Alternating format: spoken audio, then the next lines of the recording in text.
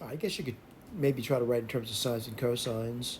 Tan sine over cosine. Nah, it's not going to really work out too well, especially with that x in front there. So I'd probably like switch over, saying use substitution is probably not going to work out. Rewriting in terms of sines and cosines is probably not going to work out. Let's try integration by parts, and let's try the simplest possible route. Let's try u equals x, and that forced me to choose the dv would be secant x tan x. Now, granted, certainly someone says, why'd you choose u equals x? Um, I really didn't do that. I was looking at the secant x tan x, and I realized I know that guy's antiderivative.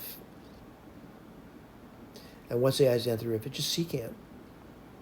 The derivative of secant is secant x tan x. And that's the reason. What do you get over here?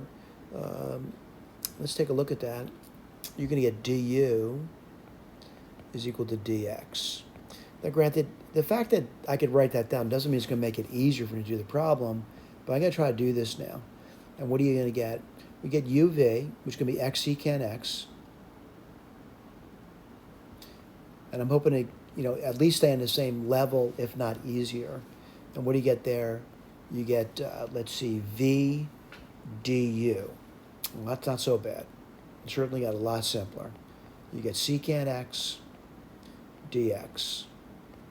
Now, it seems like a theme in this particular problem set that the antiderivative of the secant comes up quite often.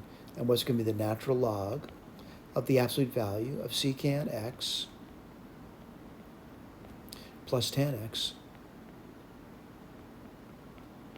plus some constant of integration. Put a box in that, get my red pen out, and see if we got it. I got this part here, I got the minus sign, got the natural log, the absolute value, secant x plus tan x plus c. We're doing okay. Time to move on.